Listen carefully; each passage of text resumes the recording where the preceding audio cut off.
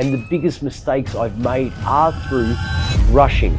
At that time, I started real estate with this little wheelie desk, and everyone was laughing at me because everyone had their office and I had this little desk that had to place me somewhere to give me a job. At one point, I was selling nearly 80% of all property in Chadstone. I was told that I wasn't ready. Too young or not experienced? Yeah, too young. You're not ready yet. And I said, well, look, you can't let me take the next step. I'm going to have to go find a place that might. If you're not healthy physically and healthy here, you cannot achieve what you want to achieve in your working or business life. You can't be just giving your shareholding to a great salesperson because they're bringing in money. I opened when everyone said you're crazy, don't do it. For example, in Chadstone, I think at one point they were getting 600 and then they were getting 500. It was just like that. Right? Overnight.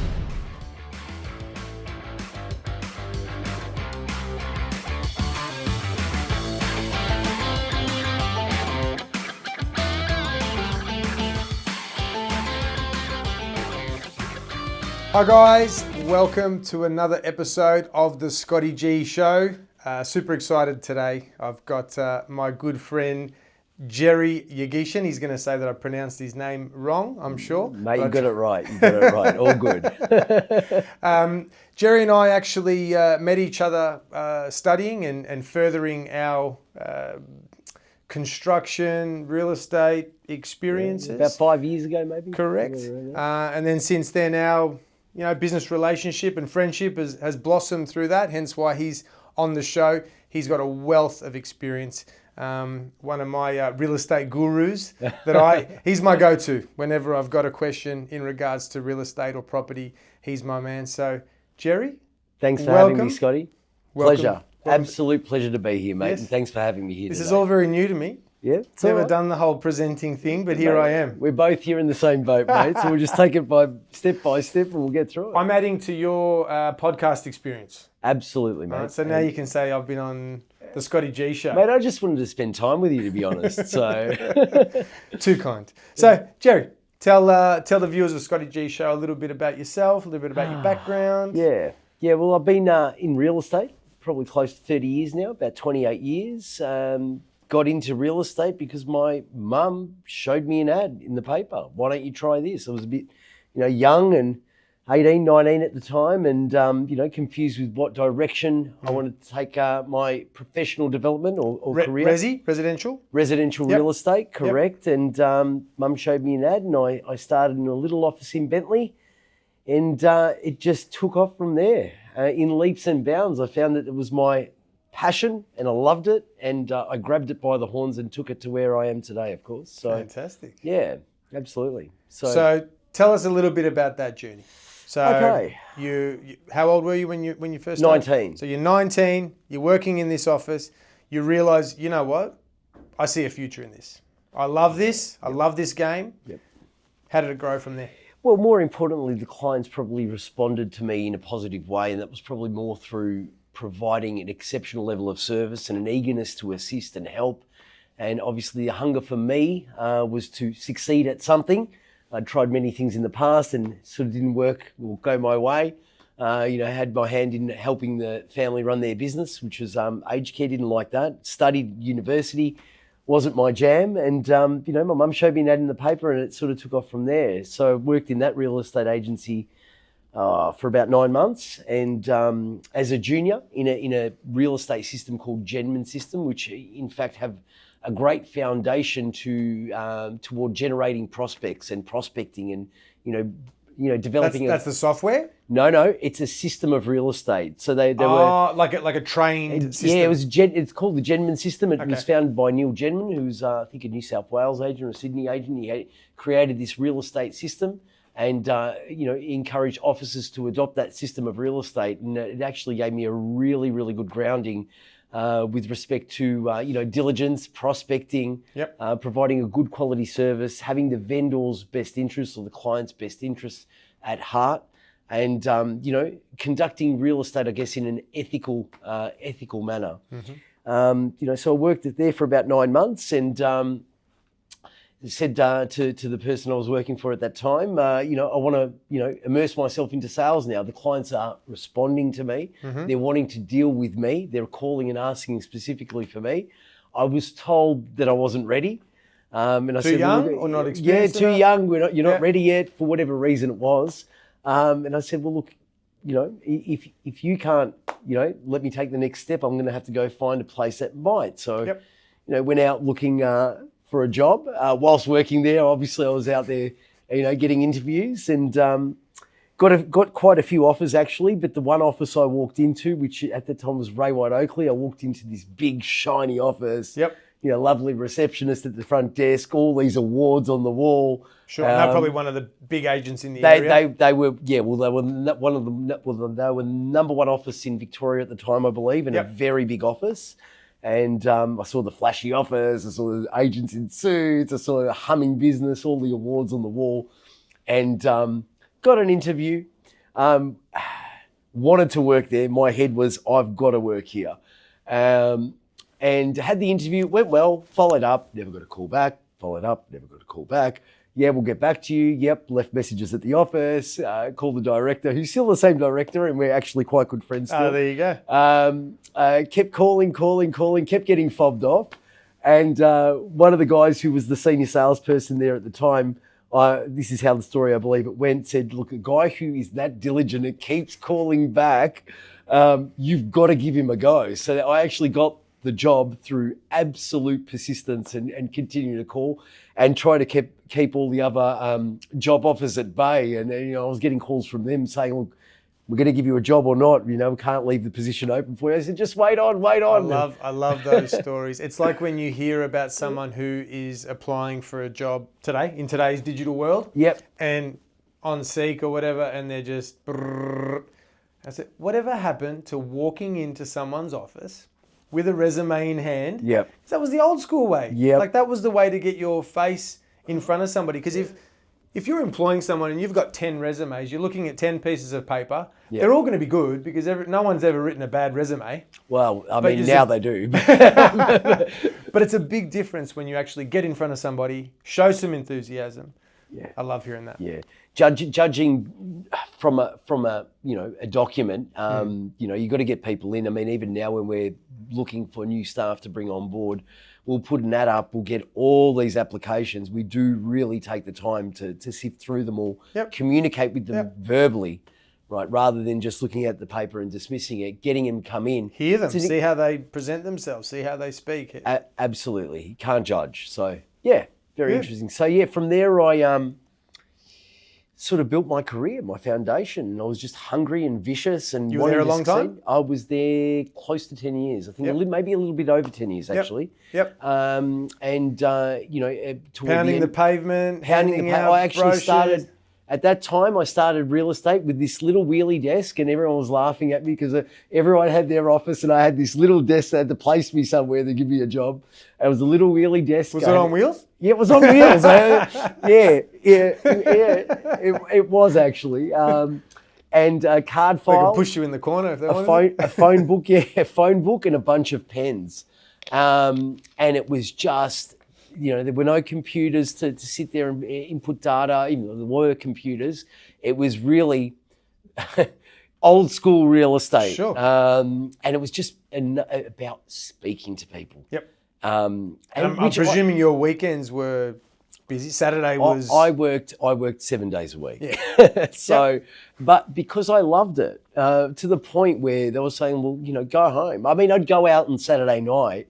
I'd be back at work on Sunday. I mean, back then you'd be able to, withstand that the alcohol abuse and being able to go to work the next day. We had a little bit more stamina back then. That's right. We could have a little bit of a bender on a Saturday night, only sleep maybe 1 or 2 hours and still maybe roll up to work the next day. That's right. A little bit bloodshot eyes, but still able to do it. Still had that energy. And recovery was a lot quicker too. One day you feel a bit ordinary, the next day you were back into it. Now it's a good week these days. Yeah, I made a week, 100%. So yeah, I just continued to develop relationships and call and persist. And in the fundamentally, I don't believe real estate has changed in that respect. Yep. I think it still needs to be a relationship game, a communication game, not a keyboard email game. Yep. Right? And look, the landscape's changed tremendously from when it was back then. I mean, you can barely cold call now and get an appraisal, for example, or get an opportunity to go and give someone a value of their home, because it's just been flooded. Sure. No one's got time anymore. We're very time poor. Everyone's busy doing their thing. The last thing they want to hear is from a real estate agent wanting to bring in wanting an opportunity to sell someone's home. So you've got to find different ways now to create relationships. Well, when I think back, even with my own experiences with property, back in the day, I could ring an agent. Yep. Okay, so there might be one advertised. I could ring an agent, have a bit of a discussion about it, work out that maybe it's not for me. Yep. Give that agent a little bit of a brief of what I was after. Yep. And the good hardworking agents would literally call me back. Yeah. And the good hardworking agents would say, I think I've got one coming up that might suit. Or let me get back to you. I'll chat to the office, see what else we've got listed, and I'll get back to you. I think there was a period of time, and you'll know better than me, where the agents almost had it really good, where they knew that all they had to do was put an ad online, and there'd be 100 people at the auction. That's and right. they almost didn't care about the inquiry, because they thought, if I don't sell it to you, if I don't take your call, it doesn't matter. There's going to be 100 people that come to the auction. And I think that's the difference, right, of an agent that really cares and wants to work harder. Correct. Versus someone who's just happy to put it up and see what happens. You have to care about everyone that inquires on a property, because you never know where the next piece of business is going to come from. For sure. And you want to develop relationships, and you can't judge or be cocky about it, especially now the climate's hard. Of course. So a lot of clients are saying, "Oh, the agents are calling us now," but yeah, it's one of those things where I feel the fundamentals still haven't changed, in the sense where you've got to build relationships. You've got to get back to everyone. Sure, this property isn't for you. How can I help you? What are you looking for? Let me try and find it for you. Doesn't mean you won't help them later down the track for something else. Or a referral, or hey, I spoke to this guy. Well, stay on him. Yeah. You might be a buyer inquiring about something you don't like about it. You might have 10 other properties that you haven't told me about. Exactly. You never know who you're So talking if I'm not building a relationship with you, I'm judging. Never know who you're talking to. Or I'm comfortable. Right? Reminds me, quick story, reminds me of a story my dad told me when he said, never judge a book by its cover. He tells me a story of somebody walked into his shop back in the day, and teeth missing, worst clothes you've ever seen. Yeah, he had beaten up car. He had the decision there to say, this person's not going to spend any money. Or I will give them the same respect, the same time as I would if the guy rolled up in a Mercedes in a suit. Okay? Anyway, turns out, absolute squillionaire. Absolute squillionaire. And did plenty of business over the years. But you never judge a book by its cover. Absolutely. So, 10 years you've been 10 there? years there, built up my career there. I was, I found my niche, found my area, which is Chadstone. Became #1 agent in Victoria, Tasmania, 3 times consecutively for the Raywhite Group. Had a team of 4 PAs at one point, and that was probably in the last second half of my tenure there. Made the decision, obviously, to branch out on my own. Having said that, though, it was a lot of hard work to build up my profile, to build up my reputation, to be seen, known, and heard as an authority in Chadstone, which is where I worked. At one point, it was selling nearly 80% of all property in Chadstone, which, for a suburb to have market share is one thing, but 80% is probably very, it's something I pride myself on. Absolutely. And made the decision to go out on my own. And then you've got, I suppose, that moral and ethical issue where you've built a relationship working with somebody, working for somebody, and now there's a difficult conversation that has to occur.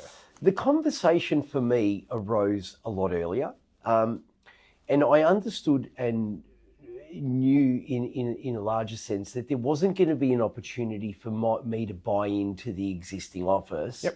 And if so, it would never have been at a percentage or at a shareholding that would be, justifiable. I was probably writing a very large portion of the company's sale revenue.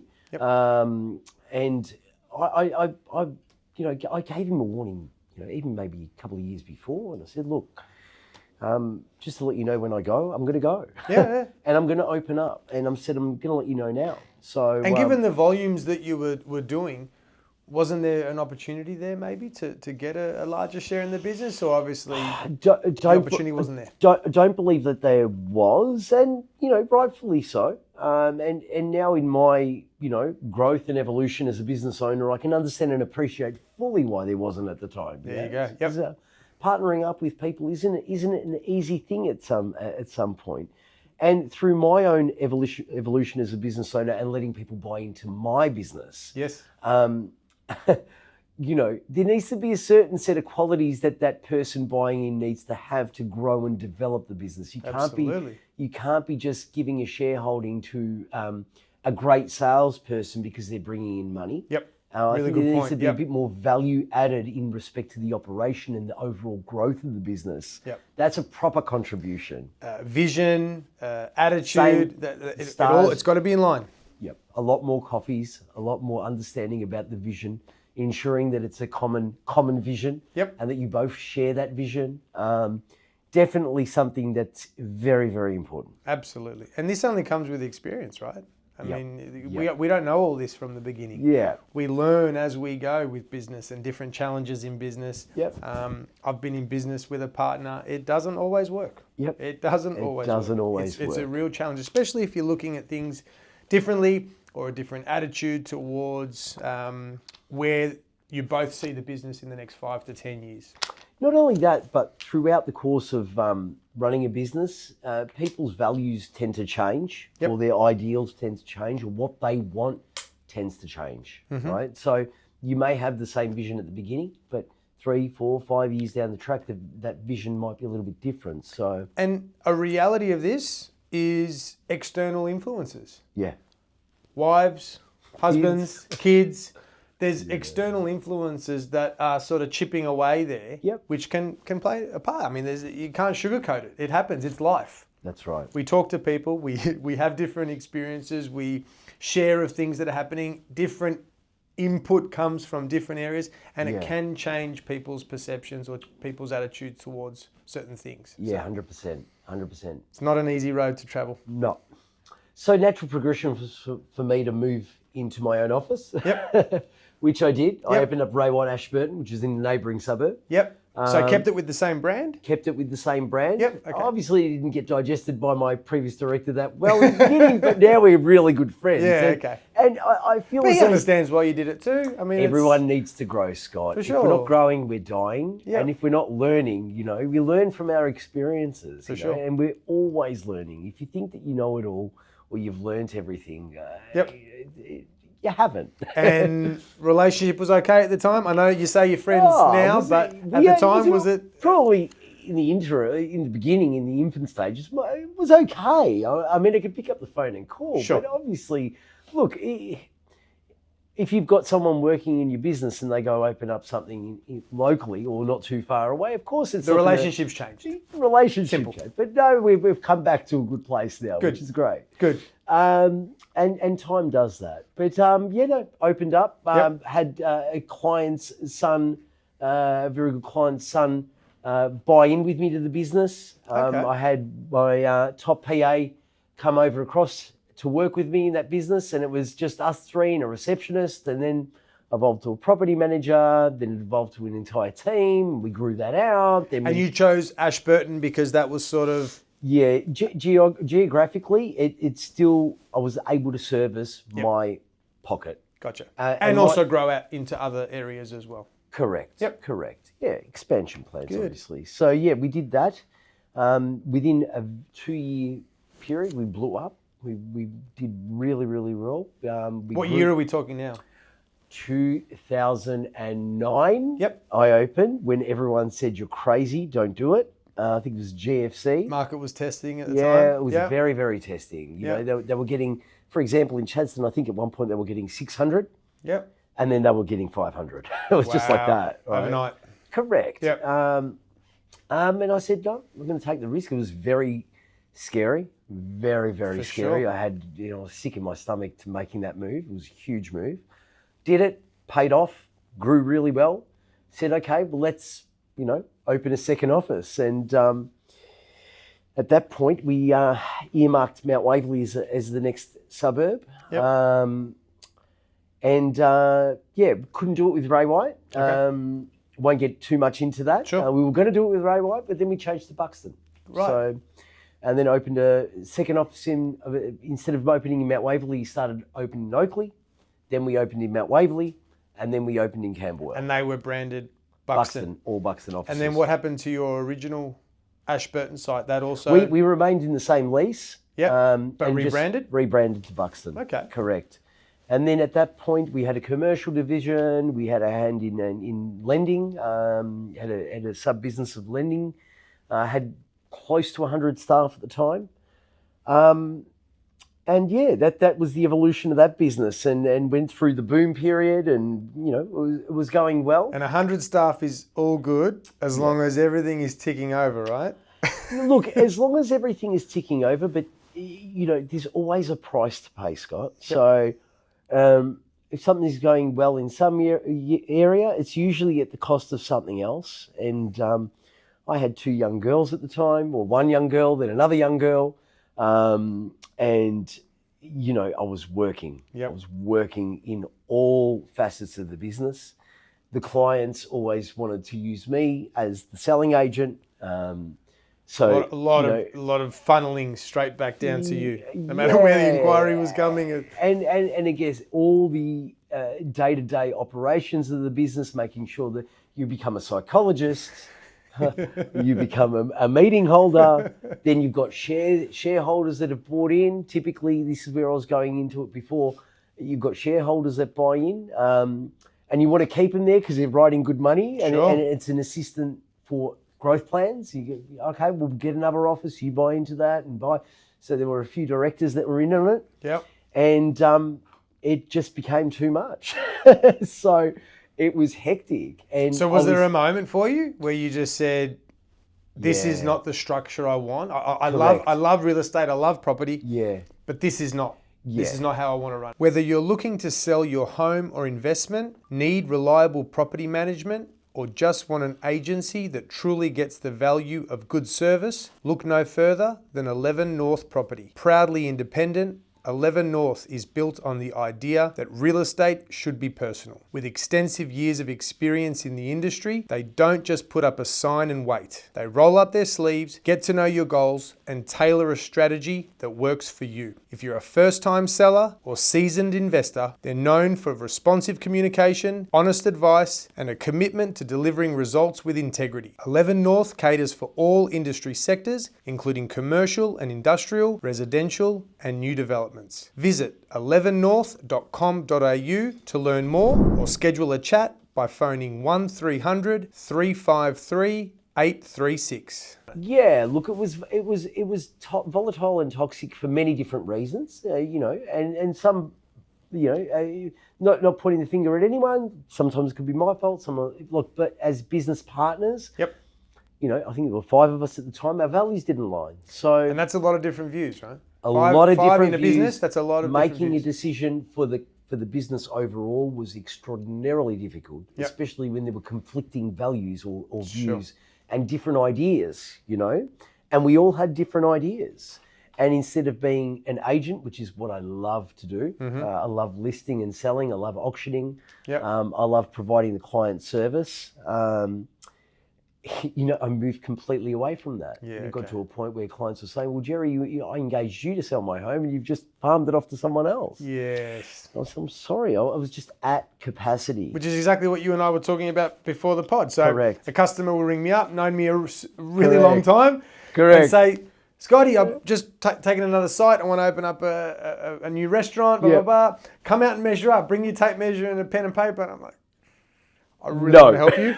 I really want to help you. I'm going to get one of the guys to come out and see you. Oh, I might not get the business if I don't do it. I should do it. I'm going to get one of the guys. I'll look after you with the pricing. I'll make sure that I oversee it.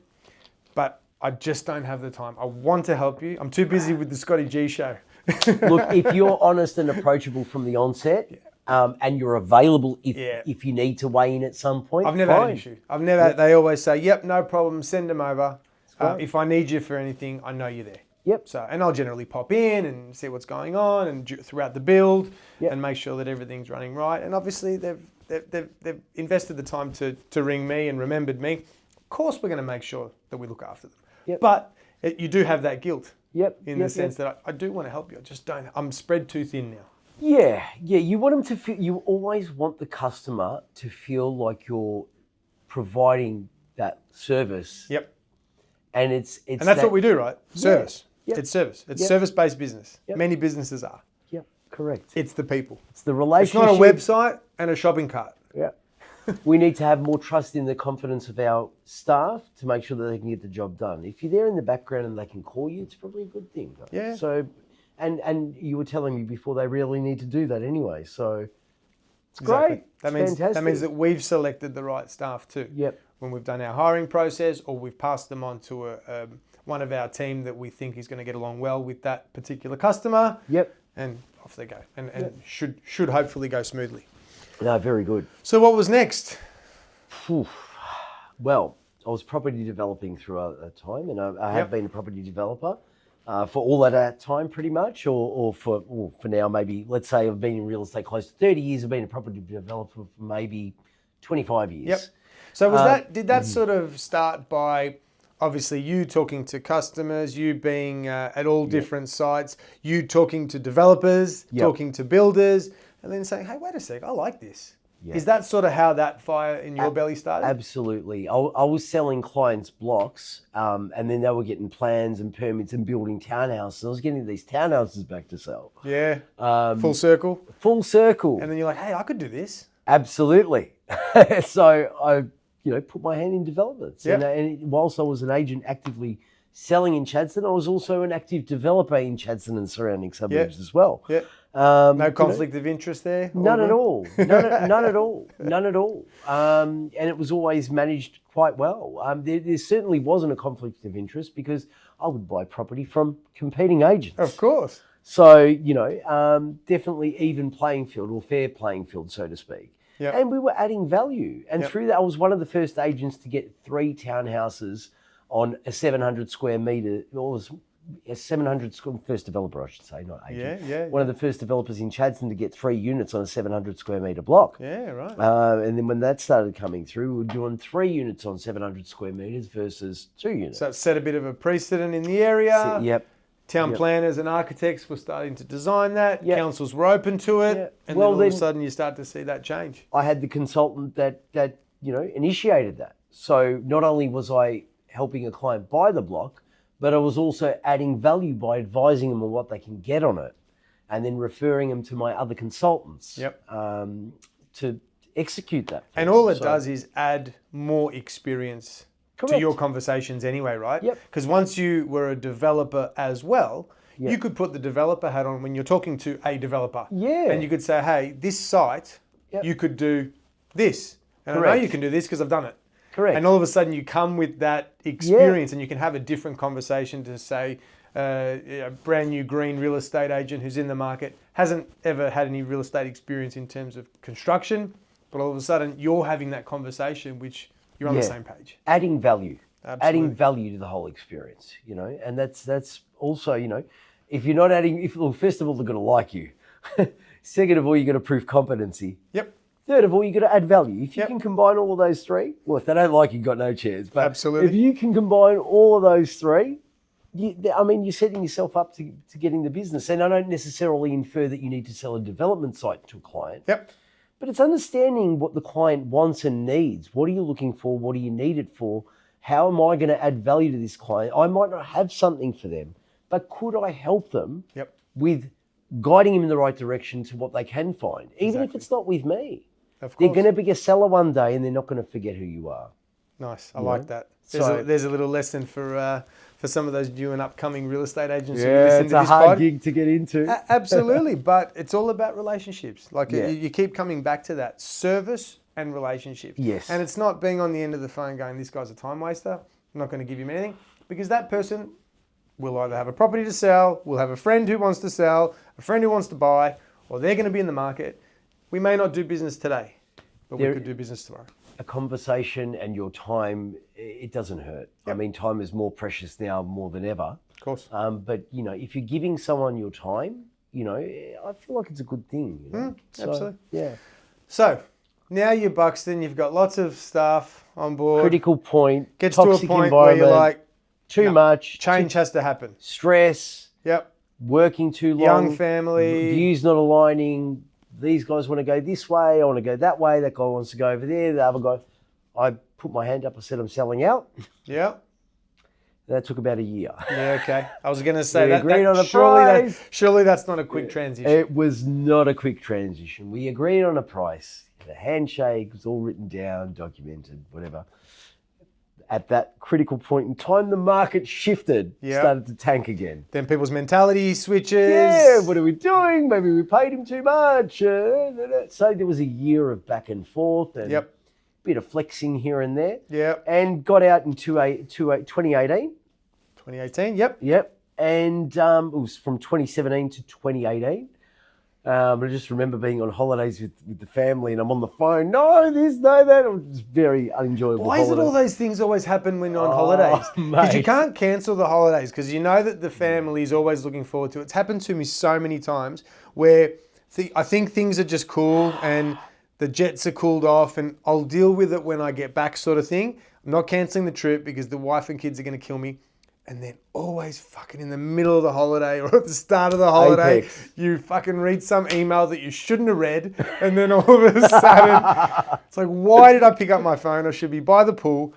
Next thing you know, you're dealing with something. It happens every time. And then your head's in that, right? And not with your family, which is where it should be. It's hard to enjoy that mojito, isn't it? Yeah. Yeah, no, definitely. So, but, what next? What'd you do? Took a lot of time to think about what I wanted to do. And was thinking about, I did mentoring for a while because I was mentoring a lot of agents. A lot of people come to me for advice. I did a lot of training with respect to leadership and mentoring and becoming a coach. Which was something that I... And certificate in building and construction? That's right. That's exactly right. So what's it been? It's been 7 years. Which is where we met. Correct. And we sat next to each other and we were sharing notes and chatting and talking about developing and real estate. And here we are today. And we met Jim there, the architect too. So we met Jim, the architect, who we both used. Yes. That's funny. It's funny. And that's, again, relationships, right? Absolutely. Networking and relationships. Absolutely. I sort of took some time off developing that. Jerry Y, property mentor. Onboarded a few clients, helped some with property developments, helped some with getting them to move forward in the next part of their life. I was property developing at the same time and running my own developments, took on a few project management jobs for clients privately. So at this stage, were you sort of full steam ahead, I'm a full-time developer? Yes. So I was a full-time developer, property mentor. So do some mentoring with some people, some joint ventures potentially. Did a couple of those. Yep. So at this point in time, real estate was sort of in the past? Took a sabbatical. Yeah, it was always something that you were thinking about? I pivoted back to real estate. It wasn't my ultimate goal initially. Mm-hmm. My ultimate goal initially was to be a full-time property developer. Yep. And a personal coach and mentor. Sometimes? Yeah, look, you need money. So, even though it sort of worked out well, I got the itch. And the mentoring, coaching, personal development route probably didn't resonate with me as much as what I initially thought. Yep. A lot of work involved, especially when you're sitting with someone and especially with the mentoring and coaching. Moving someone forward is a very big responsibility and does require a lot of time, and you need to put a lot of effort and a lot of thought into what you're saying to them. They're entrusting you, right? Yeah, absolutely. Yes, absolutely. So a lot of time and effort needs to go into that. Yep. I'm thinking I love the property side still. I'm missing something. Yes. And hence the creation of 11 North. 11 North. Yep, correct. So, yeah. That's been, I think, 6 years in the running now. Yep. Started from scratch, built it up. That was my second aha moment.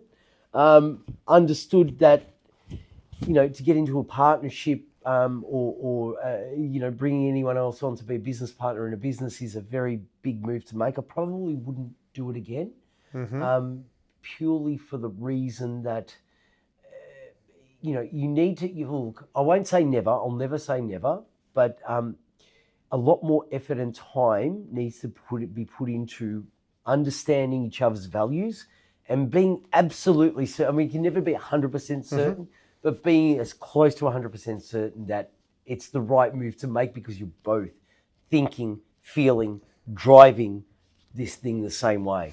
Was there ever because if you're going down a road together, Yep. that's fine, and you've got the same direction, the same energy, the same input, that's fine.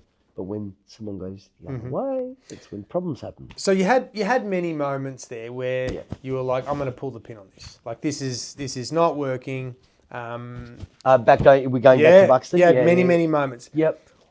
What was the motivation? What was the motivation that you had to just keep pushing through, get to your next goal? What was your motivation? What pulled you through? Are you talking when I was at Buxton? Yeah. Look, I love succeeding and I love winning, and I love growing. So you had that fire in the belly. Always. Yeah. Always. And I'm very competitive. Yeah. So, I wanted to create something big. Yep. And then it was about creating something big. Now it's more about creating something good. Yes. So big is not always better. No, I mean, when it comes to a lot of staff and when it comes to a lot of overheads, it's hard to service your customers properly when you've got so many moving parts. 100%. Sometimes, especially in today's business world, efficiency is so important. Yep. Not necessarily, I've got arms and legs everywhere where I can do a million different things. It's about how efficient we can be running lean. Yep. Business expenses are at all-time high. Yep. Gas, electricity, rents, wages, they're killing small, medium enterprise. It's not a cheap business to run as well, real estate. You've got, so many subscriptions to so many bits of software. I mean, if you want to stay relevant and you want to be efficient and you want to provide the great service, well, you need the resources to back that. Yep. And that's expensive.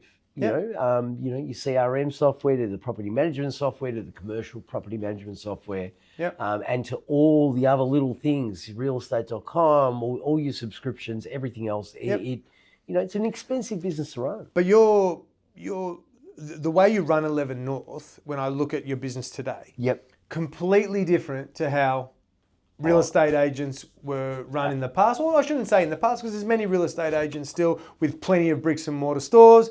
They're all over the place. You see signage everywhere. You see shops everywhere. You see the you're talking about franchise businesses versus independent. Whereas operators. your independent operation runs completely different. Yeah, explain a little bit about that. Well, we want to be. How is it different to your competition?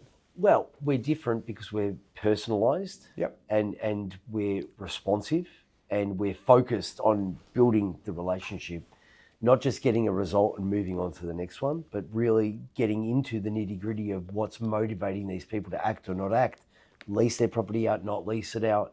We're a consultancy business, we're a management service, and we've got to advise and guide people in the right direction. And we need to, what I believe we're doing better than anyone else is our response time to people. It's a communication game. Yep. So someone calls. Quick response. Yeah, we get back to everyone, and someone will send an online inquiry, looking to, I'm a bit obsessive like this, but someone will send an inquiry through to our website late at night. I'm looking to rent out my home, and I know my guys aren't doing it. And I get on and I'm replying back, no worries, a point of difference, we do this, we do that. And, because we responded, there was one recently that we got just because I responded at 10 o'clock at night. In the morning, I go Wenda, give her a call. You've got to get back to him. I've written an email, I CC'd you in it. And it's the ability for us to respond because we're not overwhelmed with the responsibility of a franchise organisation. Yeah, okay. And communicate and act on things. Yep. Do what you say you're going to do. Yep. Call them back. They're waiting for an answer.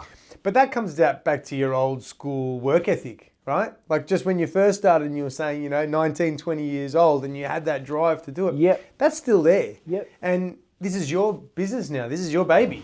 So when, you can't help yourself. Well, no one's going to care as much as you. And, And we've all been in the shoes of someone who's made an inquiry and didn't hear back. or hear back 5 days later. It's like, we're living in a world where people are making decisions really quickly. They haven't got time to go and speak to 35 different people about something, a product or a service.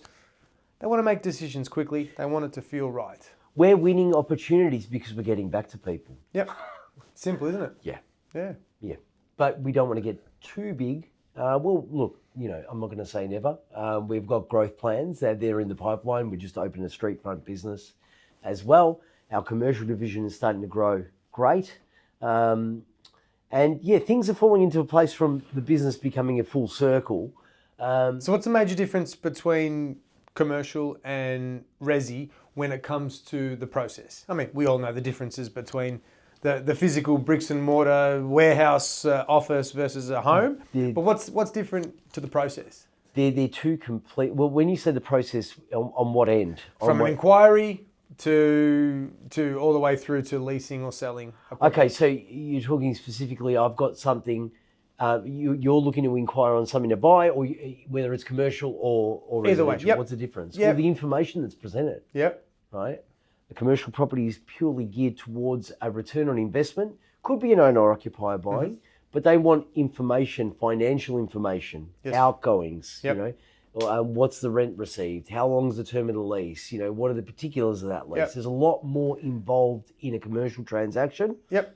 Than a residential transaction. Investor versus owner-occupier. There's more emotion. There's more emotion in the residential transaction, and much less emotion in the commercial transaction. Yep. When someone shakes it's more hands, about the numbers. Correct. And a handshake in a commercial transaction is usually as good as signed. In a residential transaction, it's not always the case. Not it's a so little much. bit up and down. Correct. So they're different. They're different in many ways, right? Yep. But people think, oh, I'll get into commercial real estate. Don't have to work Saturdays. That's the one you hear all the time. You don't have to. the amount of work in managing a commercial property in respect to the compliance, in respect to the lease expiry, in respect to market reviews, annual increases, ESM, essential management services, insurances, 3 different insurances. Yeah. And I think also from an agent point of view, they look at some of the large warehouses that have sold, say, the $20-30 million transactions and thinking, ooh, there should be some good commission in that. Yeah, okay, but who's going to get that? Exactly. Right? And again, if you don't have the relationship, you're not going to get anywhere near something like that. Sure. So, to start off in a career in commercial real estate or residential, the game should be more about who am I communicating with on a daily basis to create a relationship. Yep. And that's it. I mean, I've got in our database over 100,000 bits of data. Why don't you start there? Work on that. Say hi. Relationships. I'm Peter from 11 North, seeing that you've inquired on this. Wanted to get an understanding if we can assist in any way. Can I add any value to your, real estate journey or experience at the moment? Love to catch up for a coffee one day, get to understand that. You got to build relationships. Absolutely. And you got to think outside the square as well. I mean, you just can't pick up the phone and telemarket people randomly anymore. No. First of all, the do not call register is loaded with people that don't want to be disturbed, so you can't call them. Yep. And the second round, if they're not, they'll just hang up on you anyway. You're flogging a dead horse. The landscape's changed. Absolutely. But I suppose now there's a lot more money being spent on online advertising. Yeah. Okay. I suppose from a from a vendor or from a lease or whatever it may be. Yeah, there is a lot of money thrown towards many variables of online advertising, whether it be Instagram, Facebook ads, LinkedIn, TikTok, all of that, right? And they do attract attention, but they don't create a relationship. Yep. Right? And creating attention is one thing, it's brand awareness, but the relationship is also key. So yes, it's good and all great and build your profile and all of that. I'm all for that. But who are you speaking to? Yep. What doors are you knocking on? I'll go to the local conveyancer, introduce myself, give my card, say I'm really keen for business. If you come across any opportunities, let me know, or anyone I can speak to help. Is there any way I can add value? go to the accountants. It's about Think outside the box. go on Show LinkedIn, enthusiasm. join forums, go to meetup meetings, go to council meetings, networking, Yeah. networking, Yeah. and it's all about that. And you're like me, Jerry. You're having a cup of coffee somewhere. You'll end up chatting to someone. Yeah, pretty much. And, you and I, we've met different people in all different industries. A guy did some sign writing for us in here at the business, which I met at a cafe. We were just chatting, and he got business out of it. Yeah, I'm happy with the outcome. Networking. Yeah, and that's what a lot of people don't understand, especially the younger ones coming up, because everything is only on the phone. Whatever happened to just chatting to people, It's learning? It's a worry. It's a worry. It's a big worry. We worry about our kids, don't we? We think do, about mate. I'm thinking about my kids. what when you sort say of it now. future are we? Well, it's a good segue for me. So, 2 young girls, wife, business, 4-year-old boy. 4-year-old boy. Mm-hmm. So, you got 3 kids, wife, business, property developing. Yep. How do you stay sane? How do you keep I wake your up shit together? really, really early, and I exercise a lot. It's the only time that it's quiet, isn't it? Yeah, pretty much. Oh, look, it's a lot to take on, and look, we're a team of 8 now at 11 North, and once we grow that out and put the right resources in place, my time will be more free. I've got a few things that are in the process of being able to free up my time. My ultimate goal is to be that hands-on agent and have other staff alongside me to support. But it's not because it's what I love doing. And I love being out on the field. But right now I need to run the business, and that chews up a lot of time. Yep. And then the sport, the pickups, the drop-offs, managing Saturdays with netball, and then doing an open, coming to see half a game, going back to the next open, going to call an auction over here. It's hectic. Life is hectic. And you need to really be a master of your time. So I find waking up 4 a.m., getting ready for the day, meal prepping, getting everything sorted, hitting the gym before 5, finishing the gym around 6, 10 past 6, going to the office, getting an hour and a half of uninterrupted work in before everyone starts coming in. Then going back home, being a dad for a little bit, being a husband for a little bit, then getting changed and coming back to work again. That's hectic. Look, it is. One of the reasons why I started this pod was I wanted to bring people on who, entrepreneurs, inspiring individuals that can motivate others to, if they want to be better or if they want to push the limits of what they're capable of doing, or they're sitting in a rut, not happy, whatever it may be. One of the most fundamental parts to all of this is if you're not healthy physically and healthy here, you cannot achieve what you want to achieve 100%. In your working or business life. It is so important. Having that daily routine that you're talking about, it gives you an energy, right? Yeah, mental health and physical health, it does. It keeps me sane. And when you're telling me, I'm getting emotional about that, because mental health is a huge element to all of this. And you need to be on the ball. First of all, as a father, you need to be present and aware for your children and to be the best parent you possibly can.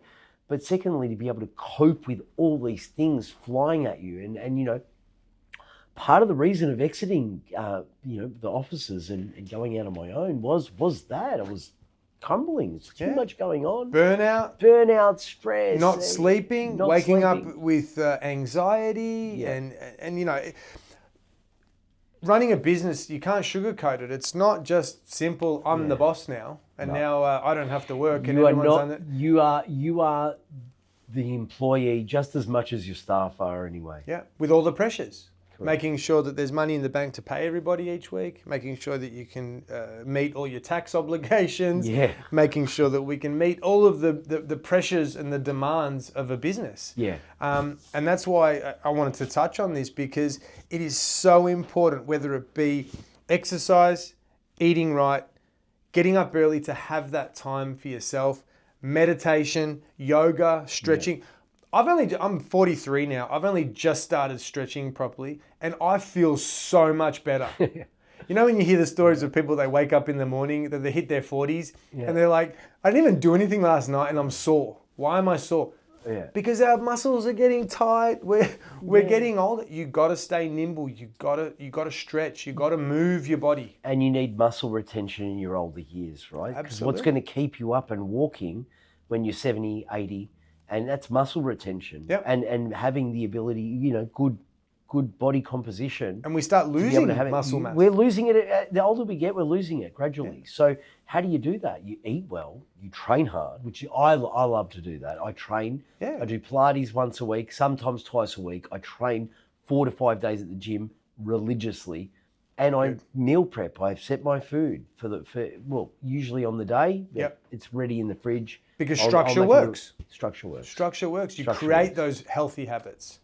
Can't say that through COVID, being that difficult time where everyone was trapped, that it wasn't mentally challenging, and you know your body gets away from you. You have a couple of drinks, have a couple more. Let's get the takeout. Let's get that food. Let's get that food. 100%. Stuff it. What's it all for? And you, Yeah. you know, and I blew up. I'm like, 100%. flipped the switch. I said, "This is not good for anyone." I had, So- I had some religious habits throughout COVID. You know, Uber Eats and Negronis, and Yeah, it's not the Negroni best had a for lot of our. them.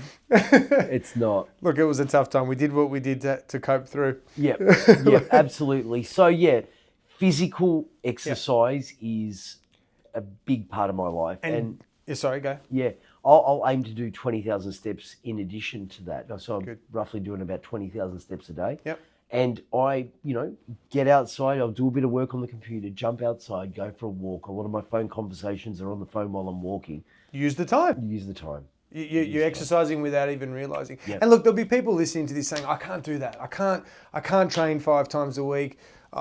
Jerry's meal prepping."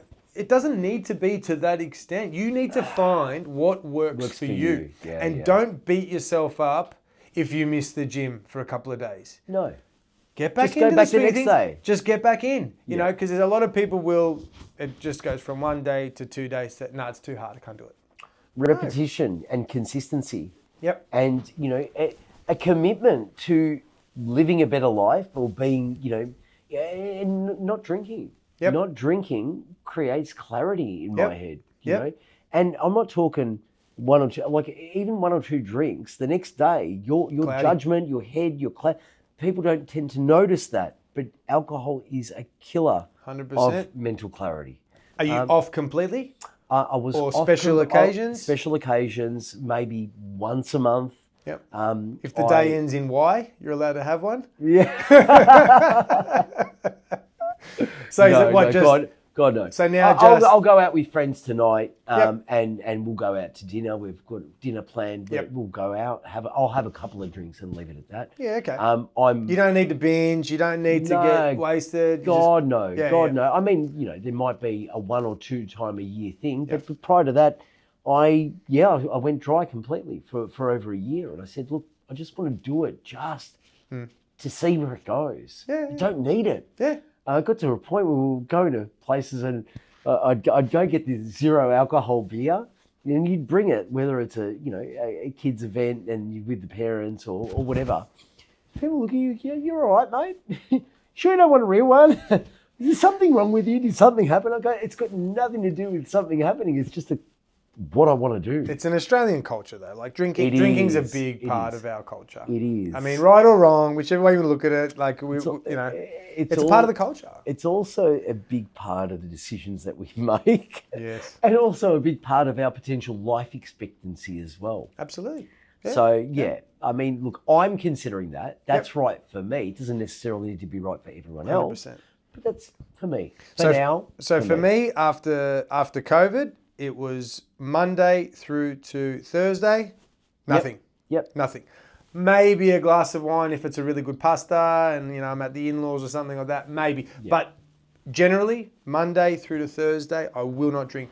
And you know what? It makes my Friday night beer more enjoyable. Yep. I have a beer on Friday night. My week is ended. That's my little routine. And you got to do what works for you. Yeah. Now, that's 4 days that I didn't drink, which in the past, it was 7 days. Yep. And, Okay. and you're not talking drinking on the binge or getting tanked, so to speak. That's just having one drink with your meal, And It do could you be feel a better? war, 100%. And it could be, well, I can now tell the difference of waking up every day and then waking up on a Saturday after I've had those And drinks. you notice it. It's subtle, but you notice it. 100%. You're not. 100%. There's something missing. Yeah. Yeah. 100%. It's Yep. clarity. It's just how you feel waking up Yep. is the big one. Yep. All the parents of my soccer team now are like, yeah, that's why he's wearing sunglasses on a Saturday morning. 100%. You wake up so much clearer. And to be honest, to do all of the things that we are talking about on this pod in terms of entrepreneurial business ideas, you need to be clear. You need to be on point. And as we get older, Yep. we don't have the energy. We spoke about it before. We could wake up after a bender, still get everything done, get it done properly, because you were younger. Yep. Our recovery was fast. We're not there anymore. Yep. So to do all of these things is super important. Now, 100%. how do you stay motivated? What keeps you going? What keeps that my fire in the kids, Look, I've broken out into a new area, new suburb. We're the new kid on the block. We're not as big as some of the major brands. I have an objective to, slowly creep into that big market share of the Bayside suburbs. Yep. Build a team. We've got a great team, great culture. It's really fluid. Everyone's really supportive of each other. I employ for attitude and work ethic. Skills you can teach. Even though all these guys have got a pretty skilled at what they do, it's something that's evolved to that point, right? And I've got a really, really good team and they all get along with each other. Gone are those days of the, big egotistical selling agent who, thinks they can command their will upon the office. I'd rather have someone that was, maybe not performing as much, but was supportive of the overall culture. So if we've got people we want to bring into our business, need to be a good cultural fit. For me, that is the primary thing. The second thing is unraveling their level of work ethic. What do they want? Yep. What are their goals? What do they aspire to? Hopefully there's someone that want to eventually buy me out and I can go and enjoy the rest of my life. But this is what I want. I want a team. Yep. That we all get along with each other. We all have the same goal. I can be here with you talking right now, knowing that my guys are looking after my business. Good. And that's a good for feeling. Me, it feels really good that I've finally gotten to this point. After so long, it's been a long journey, but now how do we, okay, that's great. Yep. We've got a good business, a great business. Our client retention is extraordinarily high. We're getting some new business through the door. Yep. How do we, okay, well, it's not as profitable as I'd like it to be now. How do we lift that now, Yep. right? That's by, okay. And you got to make the tweaks. Street presence, a bit more on the marketing and social front, looking to recruit. It's slow to hire, quick to fire, right? I like that. Slow to hire, though, is a lot more slower than it used to be, right? And we have a lot of criteria that we would like to have met. Well, when I say a lot of criteria, it's the cultural fit that's critical. Yep. You don't want someone coming into your business that is not the cultural fit and fighting with everyone. Of course. Get the fuck out. It's toxic. It's toxic. And then it affects everybody else. Correct. So, and it's friendly. I provide a long leash. And I shouldn't say it like that. It's probably the wrong term. You give some autonomy. Look, I believe in family first. If something's on with their kids, they have to run out the office and go, come back, Dory, dust it off. We're all human. Some of them come in late a little bit, but I know that they stay back late. Absolutely. Yep. If they call me at 7 o'clock at night, I'll answer for them. And when I call them, they'll answer too. And if they don't, big deal. Yep. Like, okay, they're busy with something, but it's not a stress to communicate with one another because, look, they understand my expectations, but they also, they know I care about their expectations. And gone are the days of a business, my dad, oh my God, if my dad was around now to run a business in this realm, mate, he'd be in all sorts of trouble. But it was a different time. It was a different time. Get out. No, a different generation. Gone is the realm of dictatorship, so to speak, in an employment atmosphere. I am their servant just as much as they're there to support the business. We're all there to serve each other. You've spoken about all these different experiences and part of your entrepreneurial journey. Yep. Tell me, if you had to choose one pivotal mistake that you've made, what would it be? I've made a lot of them, mate. So what would your biggest lesson be that you've learnt on this journey? You have to choose one. One. There's so many mistakes that I've made. Well, we can't do what we do without making mistakes, right? Yeah. Biggest mistake I probably made was expanding my 4-office network too quickly, too rapidly. Growing too fast. Yep. And not really stopping to think about the ramifications of that, yep. the consequences of bringing someone in that I'm not 100% sure of, but they're, it's golden handcuffs, so to speak. Bring him in. And you want to get it going. We got to keep it moving. I'm okay. Take your time. Yep. In making the right decision is the biggest thing that I've learned, and the biggest mistakes I've made are through rushing. Yep. What I can't do today, it'll be there tomorrow. Just take it and think about it properly. Can I give me two? Making very important decisions after 6 p.m. Has always been the worst thing to do. Okay, I like that. Great advice. So when people think things clearly in the morning, have a coffee, go for a walk. Yeah. So you've slept on it now. Yeah. You've woken up instead of hastily going, no, I want to respond this email right now, or I want to make a phone call right now. So that's what you're saying? Parking it. Just park it? I fully never used to understand why people said, let me sleep on it. What do you want to sleep on it for? Make a decision, yes or no, hurry up. Yeah? Come on, I've got shit to do. We're here now, say yes. And the biggest thing I appreciate more than anything right now, because of the mistakes that I've made in haste, is to sleep on it. Great advice. The perspective that you have after a night's sleep from something that's arisen in the evening that you should be deciding on is infinite. It's infinitely better to make that decision. And you're looking at the exact same. You're looking at the exact same issue or whatever it may be, but with different eyes, right? Oh my God, it's Isn't so it amazing? different. Yeah, because we're tired. I'm resonating as you're saying this. I have sent some emails at night which I just shouldn't have.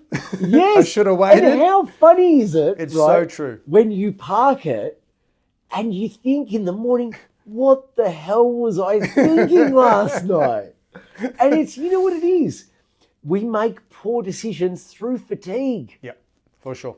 It's through fatigue that our poorest decisions are made. Yep. Whether we eat crap at night, because we're tired, whether we have a drink because you shouldn't, but you have an extra drink or an extra couple of drinks. Yep. Or whether it's, someone's pissed you off and you react immediately, or even the simplest of things like should I do A or should I do B with this, and wake up in the morning, you think about it again.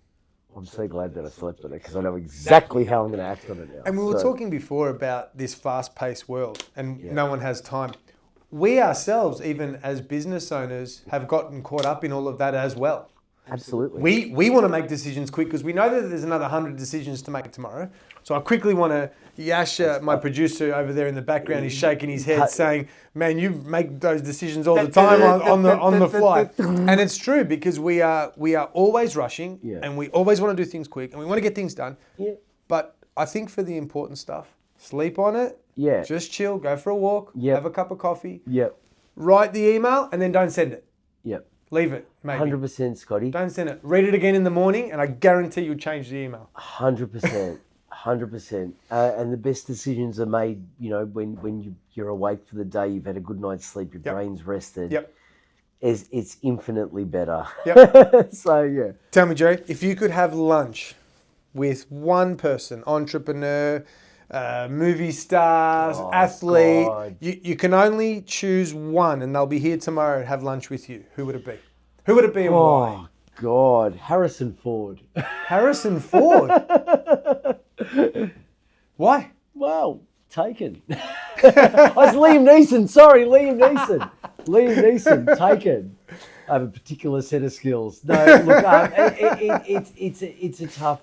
that's a very, very tough question. Put you on the spot. I have a lot of respect for Patrick Bet-David, and I love his podcast, and I love how he presents himself, how he's just this. Is his podcast as good as the Scottie G Show? Well, time will tell, right? But no, absolutely. I mean, look, he's someone I look up to. Yep. Switched Mentor. on, mentally astute, presents well, speaks well, hustled from the beginning, hustled from the bottom up. Yep. Motivates you. Ran a huge insurance business. He's got his podcast, interviews all the top people, all the successful people, gets a lot of it, their questions that he asks, the preparation that he takes before he goes to these. Have you seen Patrick Bet-David? No. Got to get onto it. I will. Yeah, absolutely. I will. And even the prep. Write that down, Yash. Yeah. You got to get onto it. He's just switched on. He's someone I, look up to, admire. And if you gave me an opportunity to sit down and have a chat with him, that's the guy. I love it. Well, I'll tell you now, there's a lot of people watching this and they're going to be writing that down to have a look as well. Yep. Final question. What advice would you give to your younger self? Oof, this is heavy, mate. So now at this position in life, you've learnt what you've learnt. You go back in time. Give some advice to young Jerry. What would it be? Be careful who you align yourself with, and take your time to make the right decision on who you align yourself with. Yep. Take that time, like we were talking about before. Don't rush into decisions. Yep. Choose who you align, because networking and collaborating in business or just in life in general, it needs to be with people that have the same synergies, 100%. Same ethics. The best business is enjoying doing the business with like-minded people. Yep. It's the best business because you're actually living life through that. Yep. Right? Yep. So, yeah. Interesting point. I mean, I love property developing, as you know as well. And, I think about all the developments I've done generally have been on my own. Yep. And I think there'd be so many people that I would love to share this with, because it's not about the money. It's not about I did that on my own and no one helped me. It's not about that. Yep. It's about having the right people to do these developments with, because there's a lot of pressure. There's a lot of things that can go wrong. Yeah. You got to have people that you align yourself with, have a similar mentality, a similar appetite of risk, because the last thing you want to do as well is affect friendships through business. No, that's right. And it can happen. Absolutely. We know it can happen with partnerships. It all comes down to the conversations that you have in concluding on that decision. Yep. How much money have you got to put in, what if this happens? Are you going to be able to lay it on the table at the start? Oh, absolutely. Scenario A, B, scenario C, catastrophe. What if you can't afford it? What happens? Yep. At what method do I buy you at it? How do we calculate that buyout? Transparency. It has to be set before. Yep. If you're getting to that point, you go, you buy me out, and you buy. Well, how are we buying it out? Are we buying it out based on a predictive value, the previous value, or the current value, and how do we determine that? Clarity. Clarity. Clarity is the only way. 100%. Really good advice. I like it. Beautiful. Jerry, thank you so much. Mate, it was an absolute pleasure. Thank you so much for sharing your wisdom and your experiences. All good. And all my viewers are going to love hearing about your story. Yeah. And I hope that I've been able to inspire and educate some people out there to go out there and do what they want to do, whatever it may be. I'm sure you have, and I'm sure you will. So no problem at all, Thank mate. you so much for coming. Very welcome, brother. Love having you here. Easy, mate. And look, to all my viewers, I mean, I do a lot of work with Jerry. So Jerry's been doing real estate work for me for a long time, and the team at 11 North are just absolutely amazing. Hence why I wanted you to have you here on the show, because I know a little bit about your background, and I know a lot of people would find it so fascinating. So thank you very, very much, Scotty, mate. I appreciate you, brother. Love you, bro. So please, like, subscribe, make sure you drop comments in there, give us some feedback, let us know what's going on. The more input I get from you guys, the more that I can grow this community, then the more people like Jerry that I can have to come on, entrepreneurs to motivate, share their story, and speak about just a whole stack of range of products and different ideas. So we love having you listening. Thank you so much.